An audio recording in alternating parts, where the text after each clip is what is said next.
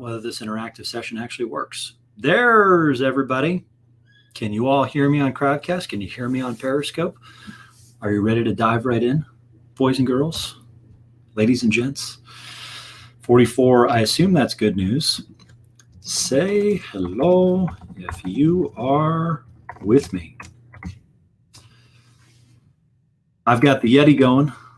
I've got my earphones in. I believe everything should be synced today after some sound issues on Friday. So appreciate everybody that was bearing with me. I had an excellent interview with Nick Carter, but had some weird headphone syncing issues. Hopefully his answers were good enough to make up for the fact that we had some pretty serious feedback on my end. We're working through it, doing what we can. I don't know about you guys. I am a New Yorker.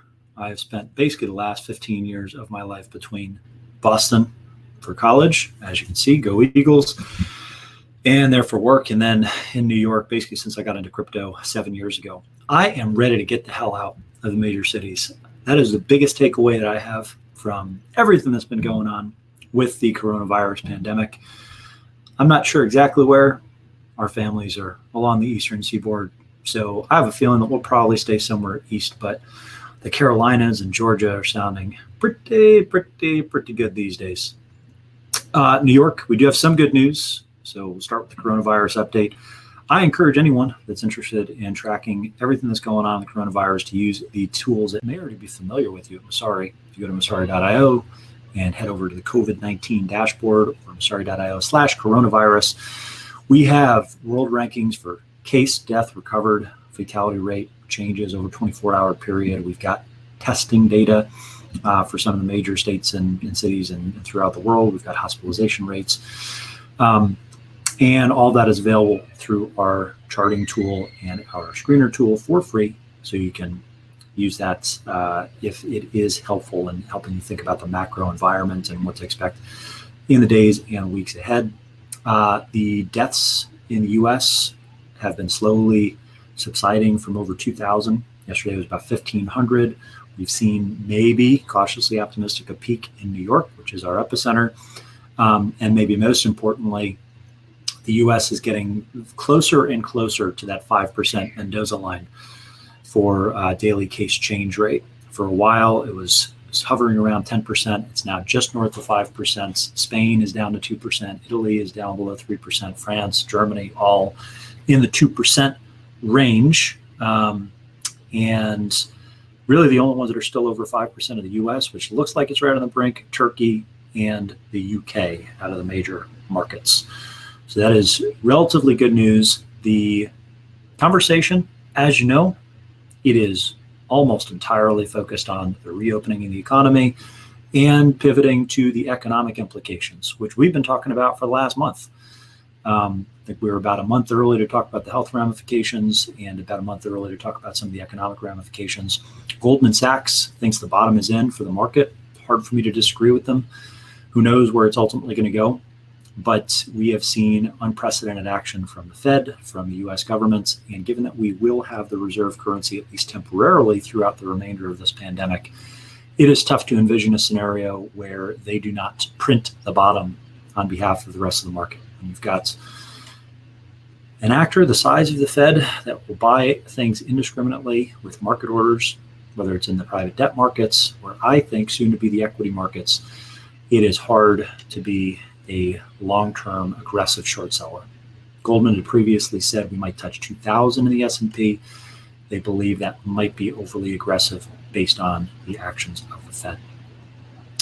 So I'm not really thinking about the next couple of months trading the stock markets. Instead, for me, it's about where the fundamentals moving next. And there's two sets of fundamentals. The first is what to expect from the US and European economies when it comes to employment or lack thereof. What type of social ramifications is that going to have when you recognize that most people that are hurting very badly right now? I sound like Trump there. Folks that are hurting badly right now tend to be those that are making less than $40,000 a year. We wrote about in our newsletter this morning some very scary stats on who is getting the brunt of the impact here.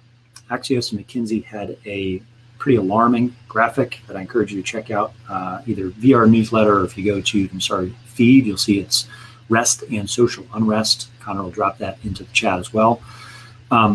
Income 20 to 25,000, 78% of those incomes are at risk. 25 to 30,000 income, 56% are at risk. 30 to 40,000, 39%.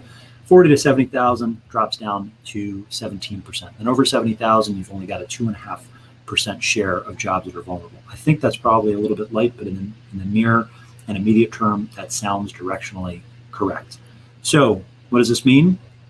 Basically means we need to see if this staggering level of, let's call it UBI because it is, the nationalization of unemployment benefits and the cumulative stimulus impact. Let's see if that's enough to get us through this downturn.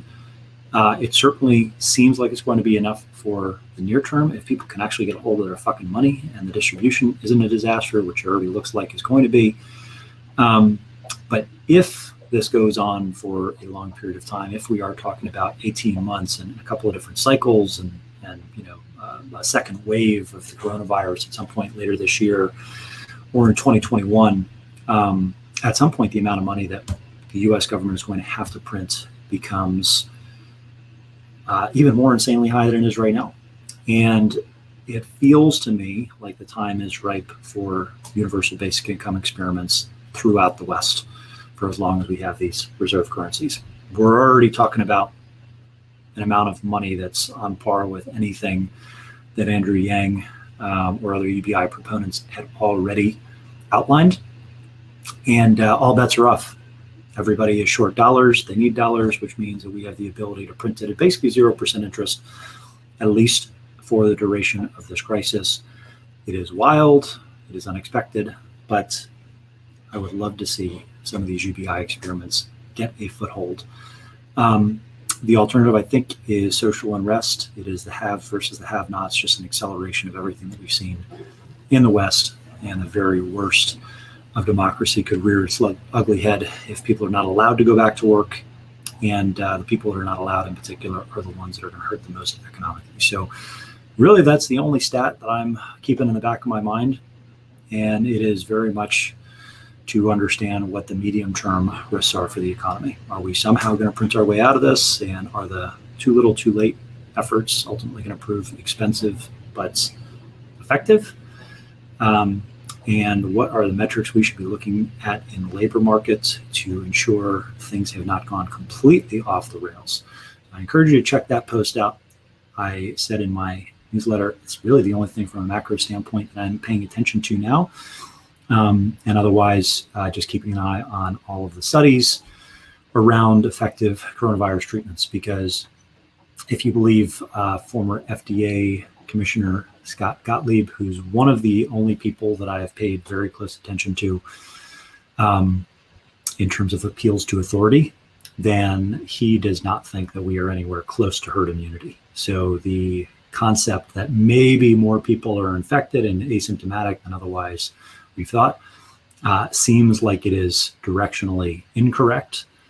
And I have for a while had in the back of my mind that maybe the infection fatality rate is somewhere around 1% when you factor out all the noise one way and another. Asymptomatic on the one hand, overstated case fatality on the other, because we've got a lack of testing. That's the number that feels right, somewhere in the 0.5 point to 1% range, which seems way too high for people to accept to get to herd immunity. But if Gottlieb is right, then that means that we've got a pretty tricky restart in the global economy on our hands, and the Western democracies in particular are going to be the ones to push back most aggressively on what is otherwise being accepted in places like Hong Kong and Singapore and China, because society is just very, very different. And we've got a more individualistic culture. Usually that's for the better, I'd argue. Today, very, very mixed indeed. All right. The other thing that I mentioned in today's newsletter, and I'd encourage anyone that's either on Periscope or Crowdcast, write me directly, DM me, pop something in the chat in Periscope, wherever. What are some of the features that you want to see with Messari Pro? New data sets, new features, new tools, new ways to manipulate the mosaic of data that we have, both qualitative, quantitative, in our screener, in our research reports and asset pages, and in our charts, let me know. I am looking internally these next couple of months and taking a much deeper dive into both the quality of our data sets, the source of our data, and ultimately the different tools that are available. Because I think that we are getting close to bargain hunting season in shitcoins. There are some hidden gems somewhere beyond the top 100 assets. I have not really ever said that. But if you look at some of these assets, they're trading, if you get beyond the top 200, everything is below 10 million in market cap. No, that's basically seed stage investing, Series A investing, if you're talking about the assets number 101 to 200. So there's a good risk reward profile, it seems, for assets and communities that have been consistently building. If they can figure out the economics, if they're getting a foothold in any type of application for Web3, now is the time that those assets would take off. And our research team is going to be spending quite a bit of time trying to at least standardize what people might want to look for in terms of trading signals, not necessarily making buy, sell, hold recommendations. We're always going to stay away from that, being a purveyor of picks and shovels versus a snake oil salesman. But I know that we are all individually thinking about our shopping lists and may actually pull the trigger on some, although we have to figure out how we manage disclosures first and foremost before we allow for that at Messari, where insider trading is a big no-no. Alrighty. I love some of the comments that are coming in the chat, some of the early questions that we've got in here. Could you bring back the open in browser button on the Messari newsletter? That is a great question. We'll see if that's doable with MailChimp. I fucking hate MailChimp, but it is the only thing that we are able to use right now if we want to make it seamless for people to both sign up to the newsletter, our pro research, and actually own and host our own data. Because alas, Substack does not have a white label solution now. They are a tremendous CMS. I wish that we could do something with them.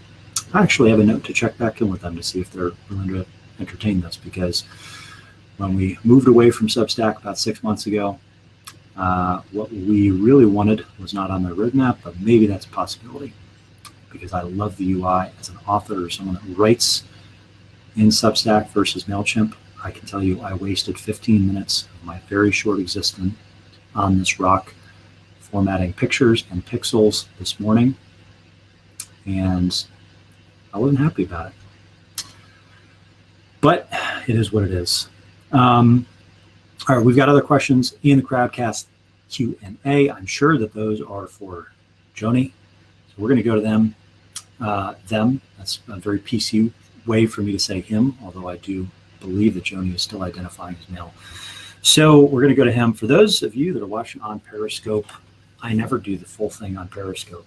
You got to sign in for the good stuff. Crowdcast.io/2bitidiot. We're going live with Jony Levin from Chainalysis right now.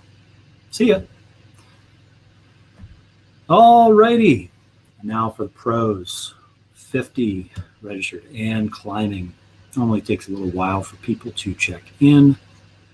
And while they do, I see we've got some very good questions in the chat already.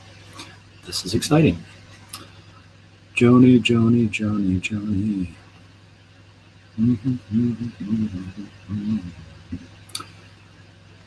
I'm not seeing him yet. Let me check my DMs, and in the meantime, I see that I already answered one of those questions. I will answer another question while I look for Jony. Could Messari develop tools that aid visualization of the state of world currencies that would help conceptualize impacts of all the money printer go brr activity, something like this? And there is a link. Absolutely, Eric. I love this.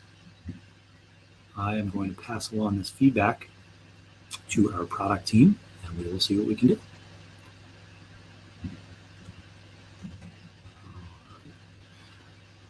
One moment, standing by. Just as a quick housekeeping note.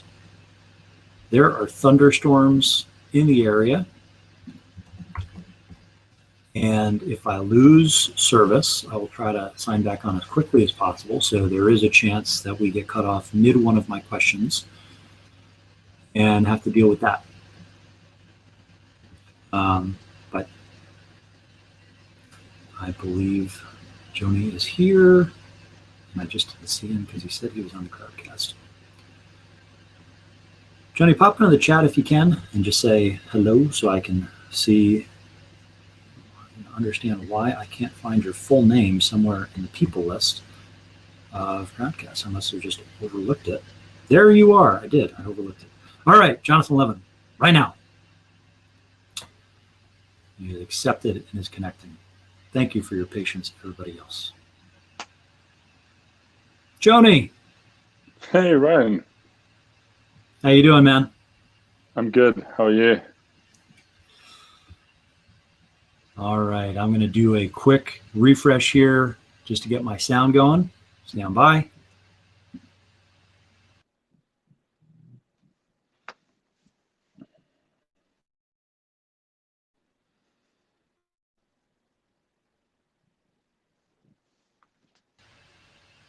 Jonathan, can you hear me?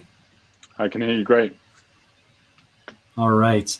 Jonathan, for those that are on that don't know you and Chainalysis, it's been a busy few weeks in the news. You've had some layoffs like some of the other data companies. You've had a couple of studies that came out, one on real trading volumes, one on the activity and kind of utility of Bitcoin and crypto assets in illicit markets.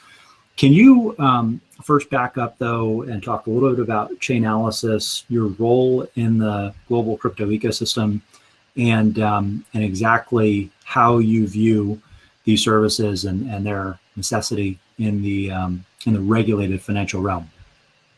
Yeah, sure. So, I'm Jonathan. I'm one of the co-founders of Chainalysis.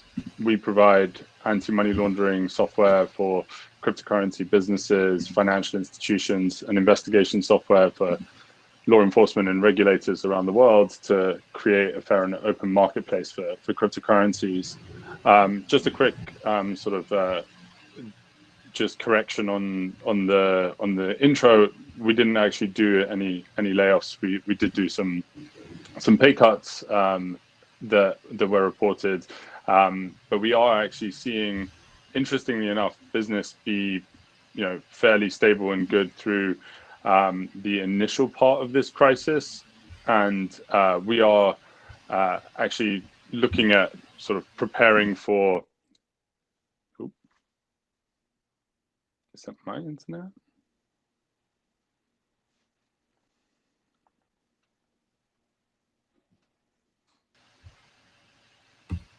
Keep going.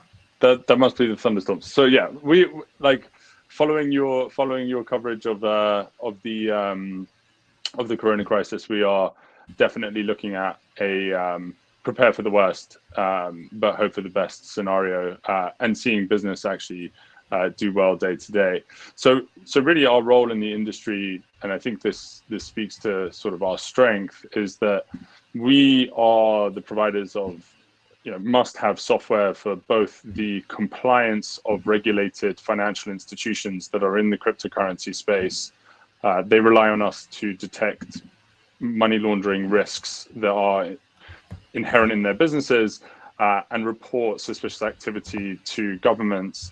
And the governments themselves are relying on us, in the current context of preventing crime that doesn't stop when people are at home, and cybercrime still goes on, ransomware still goes on.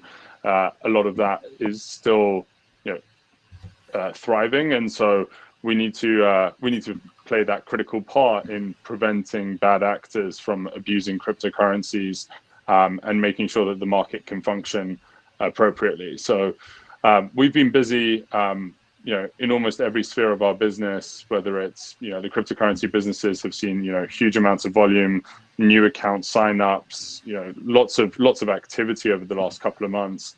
Our government clients have been getting used to the idea of working from home, and they've been adapting to COVID scams and other types of threats that have been evolving. And so I think that things have been very busy for us over the last 2 months.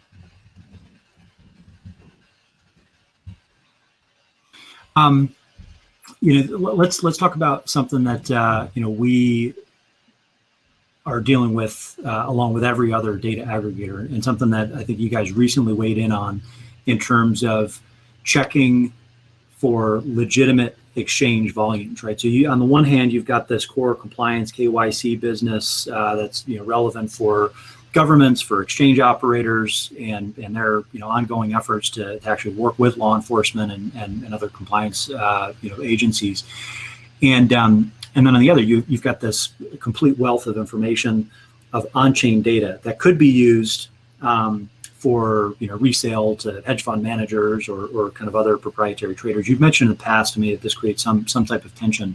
But one interesting analysis that we did see was your review of, at least at a high level, which exchanges had legitimate trading volumes and how you could think about actual market liquidity in some of the quasi-regulated or relatively wild west frontier exchanges in Asia and elsewhere in undisclosed locations.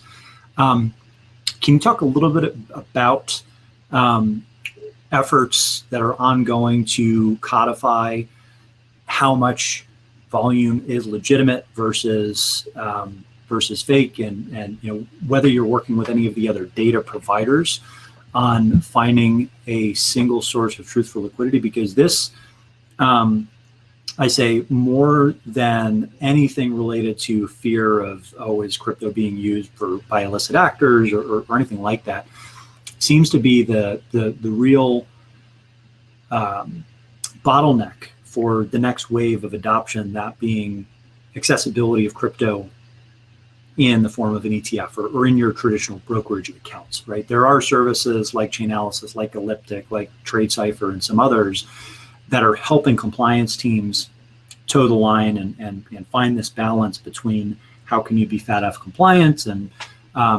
still offer pseudonymous currency trading to your end users. But what's not been addressed is how do you satisfy the requirements of the securities regulators in terms of bringing those two new types of tools to market. So I'm curious, who, if anyone, have you been collaborating with on this front? Because we've seen a lot of bad data with the coronavirus. In terms of, okay, some people are testing this way, some people are treating a case as if it's not an infection or a mild case, or asymptomatic is being included, excluded, cause of death is all over the place. We're kind of used to this shit in crypto because circulating supply, actual trading volumes, you can say the same thing about. And on-chain reviews and analysis of where the actual flows are going are probably, arguably, the best way to normalize your understanding for actual trading volume and actual flows based on the size of the order books and the size of the customers that are moving money to and from these accounts. Is that, where are you in that analysis? And, if anything, what can be done to ensure that what you see on Messari and CoinMarketCap and Crypto Compare and everybody else is at least within the same ballpark, when today some of these numbers are off by orders of magnitude? Yeah, so it's a problem that we've definitely looked at in the past. I would just say, just to give people the distinction, sort of what we're talking about here is people faking trading volume on these exchanges. Trading volume happens to be self-reported and comes through APIs that are provided by exchanges. And as you point out, there's been a lot of problems on the different listing sites about volumes not being checked to see that they are legitimate.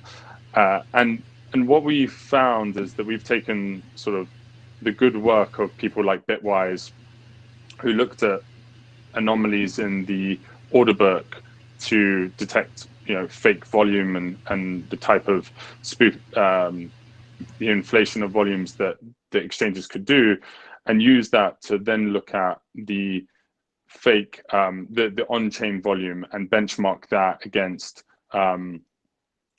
other exchanges that may have been sort of purporting to have huge volumes. The thing that we find is that there's a ratio, an average ratio in those top exchanges, typically of about 6 Bitcoin traded on the exchange for every Bitcoin that's actually moved into the exchanges on chain. So we have a unique insight into the amount of liquidity, like the actual liquidity that is being put on and off these exchanges. And we can then assess, what is the average amount of trading activity that happens for every actual Bitcoin that gets put onto an exchange. And what we found was, these top 10 who we think are sort of reporting exchange volumes accurately, according to Bitwise and other people like yourselves, we then take that on-chain data and have a look at it, and it's about 6 to 1. We found examples in the top 10 of CoinMarketCap where there was an exchange trading at 40,000 to 1. So that gives you in a sense that they're not actually reporting volumes. There's not actual people trading that. I think that we haven't actually standardized on a particular approach to this with other vendors in the space. I like your suggestion of coming to a common standard, a common agreement about what that looks like. I think that the interesting things that we've been working on at Chainalysis is defining liquidity in more ways than just the amount of trade volume that is happening on these exchanges. We're looking at, in the recent price movements, we're looking at how much of the trading volume is being supported by cryptocurrencies that have moved recently versus moved a long time ago, how much of it is supported by wallets that constantly shift all of their volume through them between exchanges, sort of market making activity, versus holders of cryptocurrency which have lower forms of liquidity. So what we're looking at is really trying to understand current events in the context of liquidity. I think that there's probably two things here. One is the regulatory concerns of fake trading volume, which I think is definitely something that needs to be addressed. And the other thing is just the market fundamentals of how the market movements are being purported. Are these retail investors selling out? Are these long-term holders? Like, what is the actual underlying economic reasons why we see price movements in the market today? Some just fascinating numbers there. So I think there's two components. So we touched on the first. There's the amount of activity that you can expect to happen on the exchanges between the market makers and other folks within their sphere of influence, and then there's understanding the long-term holding patterns. And Coinmetrics has done this quite a bit as well, thinking about like the HODL curve, right, and the days destroyed, and trying to triangulate how much has been lost or stolen, how much is truly locked away in cold storage by long-term speculators, and then how much is moving in and out of these exchanges from the trading ecosystem. So we talked about the trading ecosystem. What trends have you seen, if any, with the long-term investor set, or what you would expect to classify as long-term holder base, in terms of where funds have moved, what regions seem to be hot in terms of accumulation? I think the one that caught everybody's attention was exactly how much activity and how much holding exposure there was to potentially actors in North Korea. You'd imagine the same might be true in Iran and other countries that are being or either have been or are at risk for being cut off from the financial system. What have those trends look like, and how do you respond to critics of your methodology when you're trying to identify exactly where different assets are held? Because you can understand that people are justifiably concerned when they hear maybe 1.5% of Bitcoin is currently in North Korea. And at the same time, you guys are trying to call balls and strikes, but there is financial incentives for world governments to be concerned and alarmed and try to triangulate on those addresses in particular, because they need to be, OFAC compliant, and ultimately they need to uphold the sanctions that are currently in place. So there's these, kind of two competing interests, I guess you could say, at least from a critic standpoint. It's part of your bread and butter business to ensure that people are scared enough to use your tools to actually assess all the different addresses. But at the same time, as a data company versus, an opinionated outlet, you're not looking for anecdotes. You're looking for just what are the numbers, right? So there's obviously communications challenges in that. How have you kind of weighed, first of all, how have you come to some of these, assumptions, and how do you monitor them over time? And then how do you weigh the PR risk versus, how this can be communicated both to the community and to law enforcement and some of your end customers? Yeah, I mean, I would start with this. We believe that transparency is key to building trust in cryptocurrencies, right? The mission behind our business is not necessarily just to, eliminate bad activity from cryptocurrencies. Our mission is really about how do we ensure that the technology, the asset class matures, develops, and actually gets used to realize sort of its potential for good use in the economy, good use for society. So we're not hell-bent on describing particular instances of economic activity for our own gain. What we need to put out is the actual facts of how the market functions. That's why we focus a lot of our attention on both how the market is functioning, how are long-term holders operating in these times, as well as one of the things that we need to do is ensure the integrity of the financial system. That means taking research and steps to identify what activity is linked to bad actors like North Korea. So we see it as our job of, we have the best data about how and why people are actually using cryptocurrencies, and we provide that data to people who need to make the necessary decisions, whether those are how this market should be regulated or how do we take action against North Korea. Those are the types of decisions that we power using our software. We have a commitment to presenting the facts as they are. So we're not fixated on presenting a subset of those things. We demonstrate our understanding of the whole economy through all of our content that we put out there. And to that point, I think that if you look at the most recent price moves, a lot of that was sort of professional traders. We saw larger amounts of volume going into these exchanges. We saw actually the long-term holders sit this one out and not play into the recent price movements as much as one might have thought.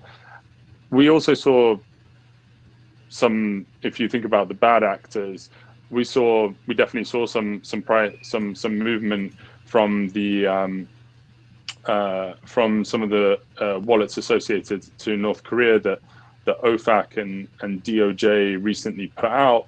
That could have been related to recent price movements. It was sort of a little bit before the major movements in the Bitcoin price, and we also saw that Plus token, which was one of the biggest scams that we helped sort of identify and uncover last year, that definitely did put downward pressure on the price. That was actually they don't sit. We estimate that they don't sit on a large portion of Bitcoin today, but they were also not willing to pay and not willing to sell at these lower prices. And so I think it's important for the entire industry to understand what are the dynamics that drive this economy. My opinion is that fundamentally for this to mature as an asset class and grow, and for our business to become more important, we need to show that transparency and show the understanding of the actual mechanisms that drive the market. That is the only way to attract more attention and institutional capital to the industry. Yeah, I mean, I think we definitely agree on the transparency front. To that end, there's been this dynamic in the market for a long time where, on the one hand, Bitcoin offers some privacy assurances, right? Depending on how you set it up, depending on how you manage your offline and online activity, and which other tools that you're leveraging, depending on how you acquired the Bitcoin in the first place and when people were paying attention versus when they weren't. How do some of the proposed upgrades via Schnorr signatures, Taproot, and ultimately confidential transactions? You've spoken a little bit about how those types of technologies can impact your business and your ability to actually trace transactions. Where do you think the balance will ultimately fall? Because on the one hand, perfect anonymous digital cash seems like a recipe for disaster when it comes to exchange compliance. You can see a scenario where they just legally cannot support Bitcoin if certain privacy proposals are forked in. And this is very controversial, not necessarily well understood, but I'm wondering if there's a balance, right? So mixers seem to be one of the frontiers that you might see battles and judicial precedents set.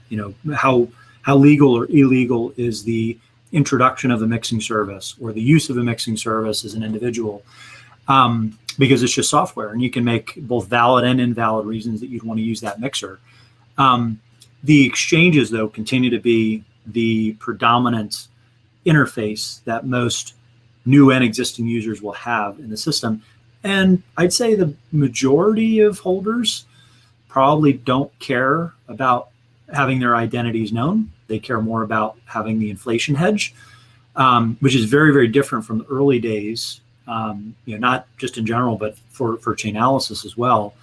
And so the political ramifications of a technical change that would break compliance and impact compliance teams' ability to cater to certain clients and impact your ability to help those teams with their monitoring.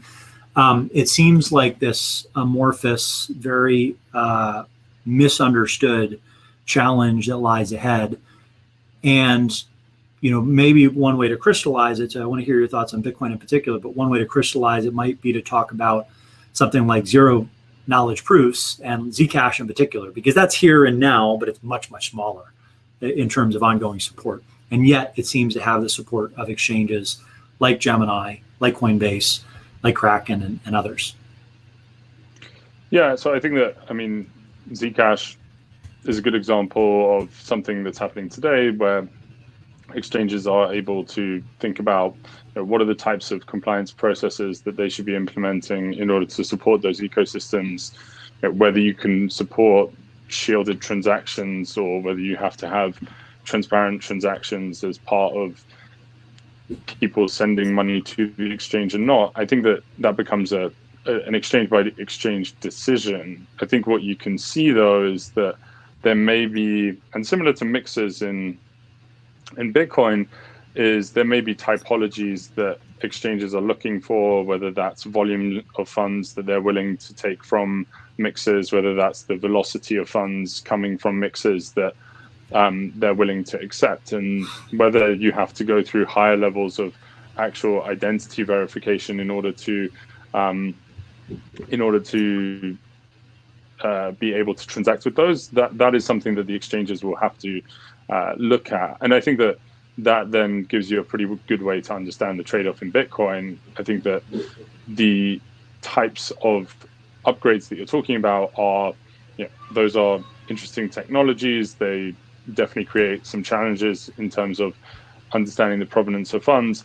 That being said, those are going to typically be opt-in mechanisms where exchanges will adopt or not adopt those types of initiatives. And we'll see them decide what is the right level of privacy technology that they can handle with the compliances processes that they put in place. And I think that for us, that's been about working very closely with our big network of exchanges. We work with sort of the majority of the top exchanges around the world, and they are thinking about how do they actually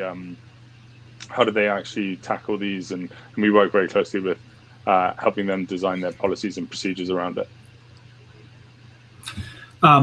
Maybe following up on that, are there any services similar to Chainalysis that are available for consumers? So in other words, you want to know if your crypto is going to get flagged by an exchange before you send it.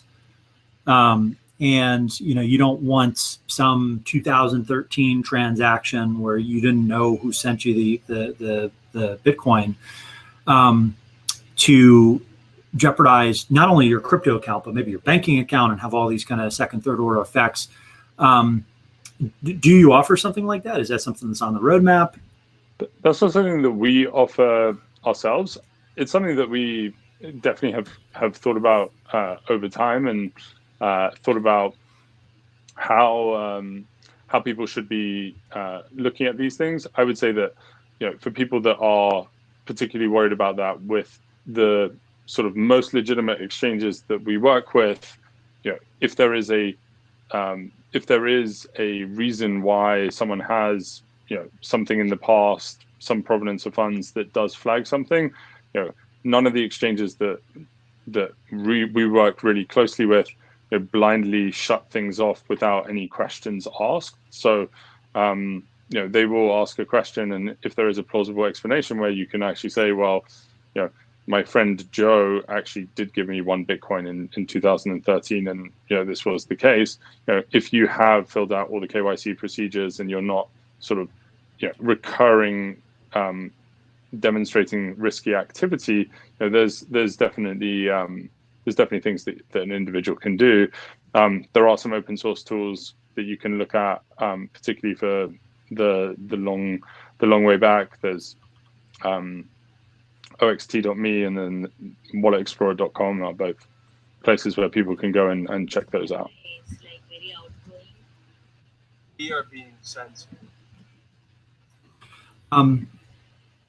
I'm dealing with a little bit of a delay on my side, so it's not that I'm completely entranced by your beautiful Hawaiian shirt. I'm trying to do 2 things at once in terms of catching up to the question, and then also making sure that we have a good segue to the next one. So I appreciate your patience with that.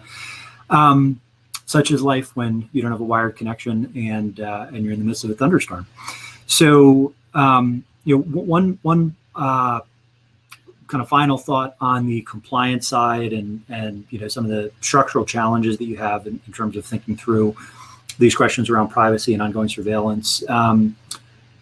The punchline, I guess, for you might be different than some of the other exchanges. But what do you think the impact of the travel rule will ultimately be on the crypto industry, and when will it actually get rolled out widely? And how that might ultimately impact the dominant mix of exchanges and services, depending on what location they're in and depending on how their particular jurisdiction is doing with respect to ongoing compliance with the travel rule. I think we just saw Seychelles, for instance, got a D or an F from FATF in terms of this specific rule. The U.S. was largely compliant. Many of the European countries were largely compliant. Some were, perfectly compliant. But there were a few domiciles that you'd expect have been on the more liberal edge of the spectrum, because they cater to the likes of BitMEX and Bitfinex and some others, and they didn't necessarily come away with clean grades. That seems like a ticking time bomb. And I'm curious how, from your conversations, it's just general intuition, that might play out over 6 months, 2 years, or what the general timing is. And thank you, Chris, for the general question. So I think that I've been fairly open and vocal about sort of the difficulties in terms of implementation of the travel rule. There's significant data privacy challenges, especially when it comes to transmitting information cross-border. And I think what we'll find is that this needs to be implemented by summer of this year. There is an approach that we've taken, which is the trickiest part in this is not the collection of information. I think you'll see more and more exchanges collecting information from users, which is just self-reported. It's something that they can do already today. What we want what we want to do is help exchanges identify which are the obligated transactions for them to actually transmit the information. And that is something that, is already functioning in our products today, that our exchanges can run a query and look for those obligated transactions. And when it comes to transmission, there's not a technological barrier, but more of a regulatory problem, which is, are you able to transmit that information given the data privacy regulations? There's plenty of sort of mechanisms for people to actually transfer the data. The bigger problem is, what are your policies around data privacy for your customers? And I think that that's going to be the major sticking point. And what you might find is that domestically, exchanges are willing to share more information than internationally, and that will continue to be a bit of a sticking point for the industry. I think over the next couple of years, I don't think it's as tidal as some might say. I think that maybe in some jurisdictions, they get a particularly bad rating. It's of the entire sort of compliance approach rather than this rule specifically. This rule specifically would probably only be a small component of that. Super helpful. So just so you know, I am literally listening to this entire conversation on YouTube Live because the live browser update conked out on me. So I had to toggle over to another tab, and I've finally gotten the most part of your answers versus having Connor type them out to me over Slack, which is great because we're just in time to wrap up. But it is important because I want to be able to talk about maybe one of the most important issues from a brand perspective that you all are facing. And I think this came out in a recent podcast that you've done with Peter McCormick in terms of, which types of sovereigns you support and how you think about this challenge, both from a kind of ethical and PR standpoint of which governments to work with, right? And this was a big issue for, I'm blanking on the name of the company that Coinbase acquired. But so this is something that's well known. And I bring it up because, this is probably an issue that's not going away. And in fact, the last question we have from our guests is pretty pointed from Ryan Ramirez. Is Chainalysis working with autocratic governments? So I present the question as both, yes or no, but more importantly, how do you think about, walking that balance beam and making sure that you can stay true to your just the facts, man, just the data ideals without being seen or in fact cracking down on dissidents or otherwise, creating a less free, and decentralized world if world powers are ultimately able to use your tools for evil rather than for good. Yeah, so we don't work with autocratic regimes. To answer the sort of pointed question, and the approach is that we sort of evaluate all decisions about who we work with based on a legal risk, which is first and foremost, we are a US-based company. We have to comply with various different laws in terms of sanctions around the world. Then we have an integrity risk where we look at it from a committee, and we look at the types of indicators, both for private sector and for our interactions with government about, do they have rule of law? What is the corruption perception index look like? What actual division, what actual part, where are we looking? What issues are we trying to tackle and solve, and how are we helping the industry actually push things forward? And yes, it's definitely something that we take very seriously. We have a broader sphere within Chainalysis where we're asking those difficult questions. And I think that we are taking an approach where we try and say this is in the spirit of encouraging the potential of the technology. I believe that the potential of the underlying decentralized technology is to build resilient systems that allow people to be able to transact where they need to be able to transact. And we want to make sure that we can serve our customers in the way that they prevent bad activity from impacting people's lives across the world in negative ways. And that might be us helping prevent North Korea from getting funds stolen from millions of people that have legitimate claims to cryptocurrency. It might be us preventing crimes against children in different parts of the world. Some of those things require international collaboration, and we look at that. We work very closely with partners that people do put a lot of faith in, and that's where we spend the majority of our time. We're also a pretty small team that needs to focus our efforts on our most important customers, and we take our integrity and responsibility very seriously. Well, Jony, definitely I can appreciate the balance. I tend to have a nuanced view, given we previously worked together with me as an investor, and definitely agree that these aren't nice to have solutions. If we're like putting on our big boy pants, these are need to have. Otherwise, crypto will never actually hit exit velocity. Now, the scary thing is, how do you think about I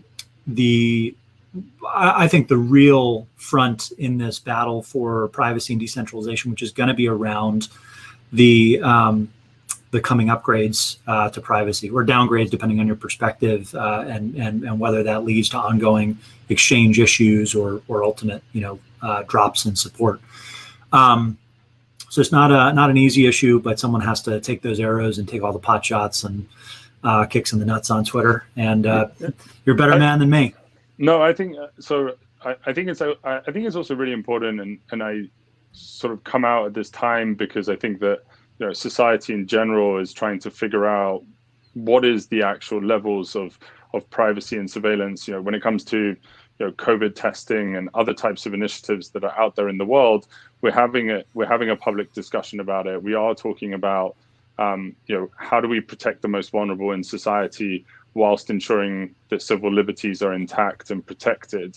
And I think that one of the great things is that you can have Apple and Google come out and publish publicly what they want to do in terms of helping COVID testing, and then it's about how do we as society react to that? How do we make sure that we're having a discourse about what we should be, what actually creates the best outcome for society? And so I think that us at Chainalysis, we see ourselves as integral to the cryptocurrency ecosystem. We think that we grow as the ecosystem grows, and as we can ensure more adoption, more potential, more use cases.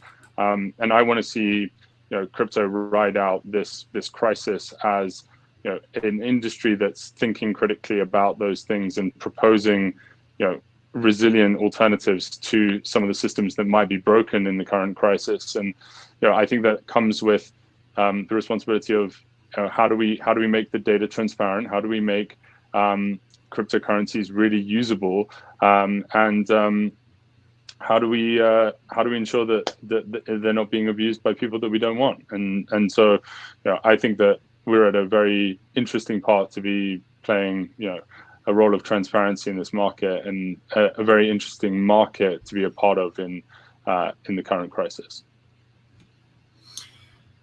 Well, Jony, definitely appreciate you coming on and sharing some of your insights with our community. This is immediately up on YouTube, as I can attest. And we're also going to be working on clipping these and making sure that they're available via podcast form very soon, because there's a lot of nuggets in these interactive sessions. And it certainly makes my life easier, at least when the audio is working, to have other community source questions as well that we can tick through, so that there's a bit more of a real-time vibe to it. Jony, where can people find you and ultimately leverage some of the Chainalysis tools if they are looking to get deeper in this particular Sure. So we set are of data? Yeah, so we're at chainalysis.com, also Chainalysis on Twitter, LinkedIn, and all the other social platforms. I'm mainly on Twitter at JONY_Levin. Look forward to hearing from you, and let us know if you have any other questions, and I'm sure we'll have market updates about how this impacts the cryptocurrency industry over the next year. It's fascinating to watch. Thanks, Ryan.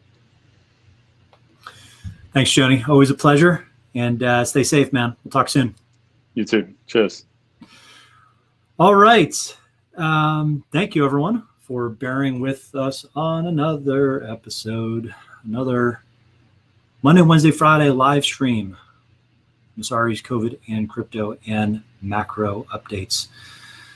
It's been fun, man. I got to figure out this audio issue, though. It's going to put me in an early grave trying to figure this out. But the silver lining is I feel like I could be a war reporter. We're thrown into some chaotic newsroom at this point and live to tell the tale, because I have dealt with just about every edge case you could imagine during these live sessions, including feedback in my own ear, including not being able to hear my guests while they are talking and answering questions, and having the connection kick in and kick out, not being able to find guests.